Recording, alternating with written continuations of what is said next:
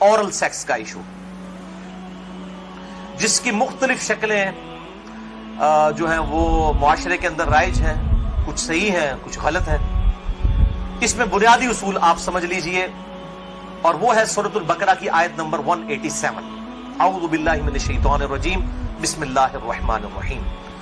احل لکم لیلۃ الصیام الرفث الی نسائکم، حلال کر دیا ہے اللہ نے رمضان کی راتوں میں بھی تمہارا اپنی بیویوں کے ساتھ ازدواجی تعلق قائم کرنا۔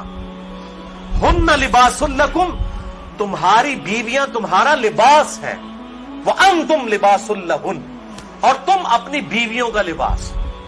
اب یہ لباس میں نے جو پہنا ہوا ہے، اس لباس اور میرے جسم کا کوئی پردہ نہیں ہے، میاں بیوی کا آپس میں کوئی پردہ نہیں ہے، کیونکہ ایک دوسرے کا لباس ہے، ایک دوسرے کی عفت اور عصمت کی حفاظت کا ذریعہ بھی ہے، ایک وہ معنی بھی ہے، اور دوسرا اس حوالے سے پریکٹیکلی بھی وہ لباس ہے کہ میاں بیوی کا آپس میں کسی بھی چیز کا کوئی پردہ نہیں ہے۔ کسی حدیث کے اندر کوئی اس طرح کی چیز رپورٹ نہیں ہوئی۔ اس حوالے سے ایک مردود اور منقطع روایت پیش کی جاتی ہے، اور اس تابعی کا سما جو ہے وہ سیدہ عائشہ رضی اللہ تعالیٰ عنہا سے ثابت ہی نہیں ہے۔ سنن ابن ماجہ میں حدیث ہے 1922، مشکات میں 3123 ہے، لیکن مردود روایت ہے، منقطع ہے، کہ اما عائشہ رضی اللہ تعالیٰ عنہا کا بیان ہے کہ میں نے نبی صلی اللہ علیہ وسلم کی شرمگاہ کبھی نہیں دیکھی، لیکن یہ روایت ہی ضعیف ہے، جس کی بنیاد کے اوپر لوگوں نے اورل سیکس کے حوالے سے عجیب و غریب فتوے دیے اور کہا کہ جی میاں بیوی ایک دوسرے کی شرمگاہ کو نہیں دیکھ سکتے، یعنی وہ کہتے ہیں دیکھ ہی نہیں سکتے، اگلی بات تو آپ چھوڑ ہی دیں۔ تو یہ حدیث ہی بالکل جو ہے وہ منقطع ہے اور مردود روایت ہے، جس کی بنیاد پہ یہ پورے کا پورا ایک اسکول آف تھاٹ کھڑا کیا ہوا ہے۔ بھائیو، اسلام میں ایز سچ اورل سیکس کی کوئی ممانعت نہیں آئی، سوائے وہ قوم لوط والا جو اینل سیکس ہے اس کو ضرور ایڈریس کیا گیا۔ اس حوالے سے جتنی بھی باتیں کی جاتی ہیں وہ علماء کے فتوے ہیں، اور ظاہر ہے کہ جب فتویٰ ہوگا تو وہ ایکسپرٹ اوپینین ہے، وہ اجتہادی ایشو ہے، اس میں کوئی شخص بھی دلائل کے ساتھ کسی کے ساتھ اختلاف کر سکتا ہے، اور اس کو آپ کتاب و سنت کی نص کی طرح بالکل فائنل اتھارٹی نہیں مان سکتے، اس کے لیے دلائل دینے کی ضرورت ہوگی، زبانی کلامی نہیں کہ میرا دل نہیں مانتا، یہ چیزیں اس طریقے سے نہیں۔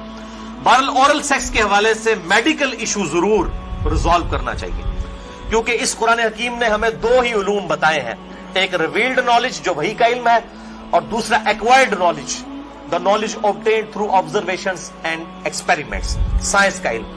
ان دو میں سے اگر ایک علم بھی یہ چیز ویریفائی کر دے کہ اس طرح کا ایکٹ جو ہے صحت کے لیے نقصان دہ ہے، تو پھر اس کی اسلام میں اجازت نہیں ہوگی۔ مثال کے طور پر یہ جو یورینیم ہے، اگر آپ اس کو نیکڈ ہاتھ لگائیں گے تو سکن کینسر اس کی وجہ سے ہو سکتا ہے، یہ قرآن و حدیث میں نہیں موجود لیکن سائنٹیفکلی پروف ہے، تو یہ اس کو پھر اس طریقے سے پریکٹس کیا جائے گا اور بچا جائے گا۔ اس حوالے سے میں نے گفتگو بھی کر دی ہے، مسئلہ نمبر 39، علم وحی اور علم سائنس کی اہمیت اور ان کا دائرہ کار، اہل سنت پاک.com پہ۔ بہرحال میں نے اشارتاً اب گفتگو کر دی ہے، عقل مند کے لیے اشارہ کافی ہے، اس میں مزید ڈیٹیل میں جانے کی ضرورت نہیں ہے۔ البتہ آخر میں سیکس کے اعتبار سے دو بڑے کریٹیکل ایشوز ہیں، ان کو ایڈریس کر دوں، بڑے دو اہم مسائل ہیں، کر نہیں سکتا، تو یہ آخر میں دو اہم ترین مسائل میں نے بیان کرنے تھے اسی سیکس ڈسپلن کے پوائنٹ آف ویو سے۔ پہلا مسئلہ ہے وہ ہے بڑی عمر کی رضاعت کا مسئلہ، یعنی اگر میں کھل کے بیان کروں کہ اگر کوئی مرد اپنی بیوی کے پستان سے دودھ پی لے تو کیا اس سے رضاعت ثابت ہوگی، کیا نکاح ٹوٹ جائے گا، کیا اس طرح کا کوئی معاملہ ہو جائے گا؟ کیونکہ امام ابن تیمیہ نے اس قسم کا فتویٰ دیا، اور وہ آج تک جو ہے وہ اہل حدیث کے گلے میں فٹ ہوا ہے، سارے تو نہیں، مطلب جو اہل علم ہے وہ تو سمجھتے ہیں کہ فضول فتویٰ تھا، ان کے نزدیک تو اس طریقے سے رضاعت ثابت ہو جائے گی اور نکاح بھی ٹوٹ جائے گا۔ تو میں اس کو ایڈریس کرتا ہوں۔ صحیح بخاری اور صحیح مسلم کی متفق علیہ حدیث ہے، بخاری میں 5099 5099، مسلم میں 3568 3568، اور مشکات میں بھی ہے انٹرنیشنل نمبر کے مطابق 3161، کہ آپ صلی اللہ علیہ وسلم نے ارشاد فرمایا کہ جو رشتے دودھ کی وجہ سے، جو رشتے جو ہے وہ نسب کی وجہ سے حرام ہوتے ہیں، وہی رشتے دودھ پینے کی وجہ سے بھی حرام ہو جاتے ہیں۔ یعنی اگر دو مختلف ماں باپ والے بچوں نے کسی ایک कॉमन औरत का दूध पी लिया है तो उस औरत की जो औलाद है वो उनके बहन भाई बन जाएंगे दूध के रिश्ते की वजह से।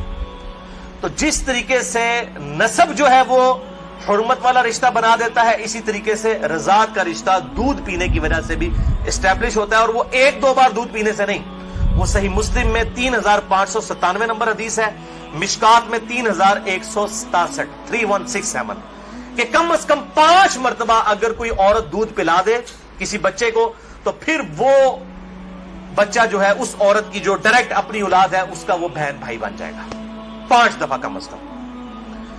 तो वो मुहर्रमात अब्दिया में दाखिल हो जाएगा जिनका जिक्र सूरत निसा की आयत नंबर 23 चौथे पारे की आखिरी आयत है सूरत निसा आयत नंबर 23 में हमेशा के लिए जो हुर्मत वाले रिश्ते हैं यानी माँ बाप के साथ, इस तरीके से दादी दादा, इस तरीके से चचा ताया मामू, ये सारे रिश्ते जो हुर्मत वाले हैं वो उसी एक आयत के अंदर बयान हुए हैं सूरत निसा आयत नंबर 23। भाइयों इस हवाले से जो अहादीस कुछ पेश की जाती हैं कि अगर कोई औरत प्याले में अपना दूध निकाल के किसी मर्द को पिला दे तो वो उसके साथ हुर्मत वाला रिश्ता उसका उस तरीके से बन जाएगा, तो वो उसके लिए महरम हो जाएगी। तो वो अहादीस मनसूख हैं और उनकी नासिख हदीस सही बुखारी और सही मुस्लिम दोनों में मौजूद है। अब इमाम इब्न तैमिया उन हदीसों के ऊपर अमल करके उन्होंने फतवा दे दिया कि अगर कोई मर्द अपनी बीवी का दूध पी ले तो निकाह भी टूट गया, हमेशा के लिए वो हराम हो गई। और ये सारा मामला, हालांकि ये हदीस मौजूद है बुखारी और मुस्लिम दोनों में। सही बुखारी में इंटरनेशनल नंबर के मुताबिक 5102, सही मुस्लिम में 3606 और मिशकात में 3168 3168 कि नबी सल्लल्लाहु अलैहि वसल्लम ने इरशाद फरमाया अर्रदाअतु मिनल मजाअह कि जो रज़ात का रिश्ता है ये भूख की उम्र तक है। जब बच्चा भूख की उम्र में दूध मांगता है, यानी जुबान से नहीं वो मांग सकता, भूख की उम्र तक रज़ात का रिश्ता रहता है। और वो कुरान हकीम में 2 साल बताई गई है दूध छुड़ाने की उम्र। तो आप सल्लल्लाहु अलैहि वसल्लम ने क्लियर कट फरमा दिया कि जो दूध छुड़ाने की उम्र है उस दौरान अगर कोई बच्चा दूध पी ले और वो भी सही मुस्लिम की हदीस के तहत 5 मरतबा, तो तब रज़ात का रिश्ता, दूध का रिश्ता एस्टैब्लिश होगा, वरना नहीं होगा। तो अब जो बड़ा मर्द है वो तो 2 साल का तो नहीं है। तो इसमें जाहिर है कि बिल्कुल इंप्लाइड है कि अगर कोई इस तरह का मामला कर लेता है तो ना रज़ात कायम होगी और ना मियां बीवी का आपस में कोई निकाह टूटने वाला मामला होगा।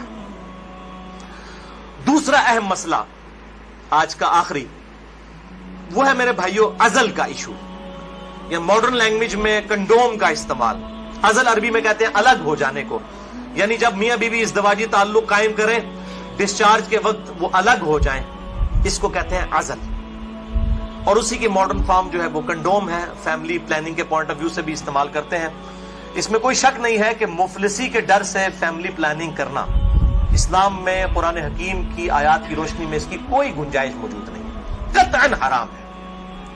लेकिन अगर औरत की सेहत का इशू हो या औलाद की तरबियत के पॉइंट ऑफ व्यू से किसी के लिए कोई रिस्ट्रिक्शन हो, वो मामला अलग है, उसके ऊपर वो वाला फतवा नहीं लगेगा।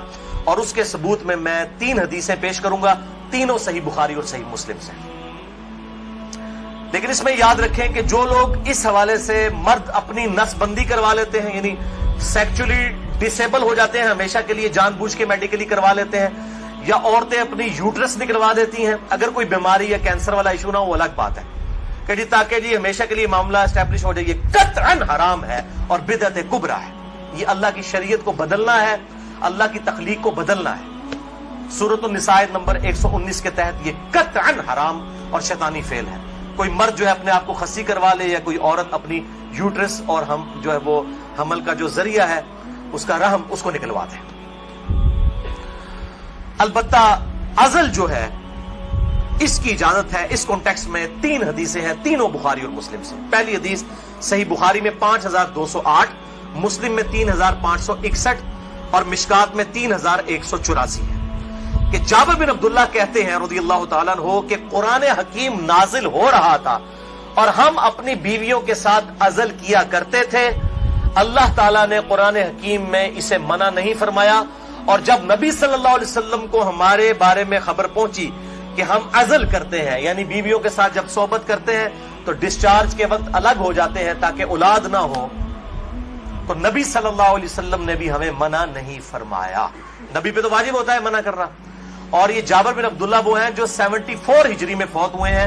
آپ صلی اللہ علیہ وسلم کے بعد بھی 62 ایئرز تک 62 سال تک زندہ رہے ہیں, اور بخاری اور مسلم کی کئی احادیث کے راوی ہیں, اور 7 سب سے زیادہ 7 احادیث روایت کرنے والے صحابہ میں سے یہ ایک ہے, جابر بن عبداللہ انصاری رضی اللہ تعالی عنہ وعلیہ السلام. تو وہ کلیئر کٹ کہہ رہے ہیں نہ قرآن میں اس کی حرمت آئی, نہ نبی صلی اللہ علیہ وسلم نے ہمیں عزل کرنے سے منع کیا. دوسری حدیث بھی بخاری اور مسلم کی متفق علیہ حدیث ہے. بخاری میں 4138, مسلم میں 3544, مشکات میں بھی موجود ہے 3186, کہ صحابہ کہتے ہیں کہ ہم اپنی لونڈیوں کے ساتھ صحبت کیا کرتے تھے اور پھر ہم عزل کر لیا کرتے تھے. تو ہم نے نبی صلی اللہ علیہ وسلم سے عرض کیا کہ ہم اس طریقے سے عزل کرتے ہیں, الگ ہو جاتے ہیں, ہم نہیں چاہتے کہ ہماری لونڈیوں سے اولاد ہو. تو آپ صلی اللہ علیہ وسلم نے فرمایا کہ کیا حرج ہے کہ اگر تم اپنی بیویوں کے ساتھ عزل نہ کرو, کیونکہ جس جان نے دنیا میں آنا ہے قیامت تک کے لیے وہ تو آ کر رہے گی. لیکن آپ نے منع نہیں فرمایا, آپ نے فرمایا جتنے مرضی ہیلے بازی کر لو, جتنے معاملات مرضی کر لو, جس جان نے دنیا میں آنا ہے اس نے آنا ہے. اور وہی اگلی حدیث ہے تیسری صحیح مسلم میں 3556, مشکات میں 3885. ایک صحابی نے عرض کیا کہ ہمیں یہ چیز ناپسند ہے کہ ہماری لونڈیوں سے اولاد ہو. تو آپ صلی اللہ علیہ وسلم نے فرمایا کہ پھر تم اپنی لونڈیوں کے ساتھ عزل کر لیا کرو. اس حدیث میں ہے کہ آپ نے خود کہہ دیا کہ کر لیا کرو اگر تم چاہو. پھر آپ نے ساتھ ہی فرمایا لیکن جو جان مقدر ہے دنیا میں آنا وہ آ کر رہے.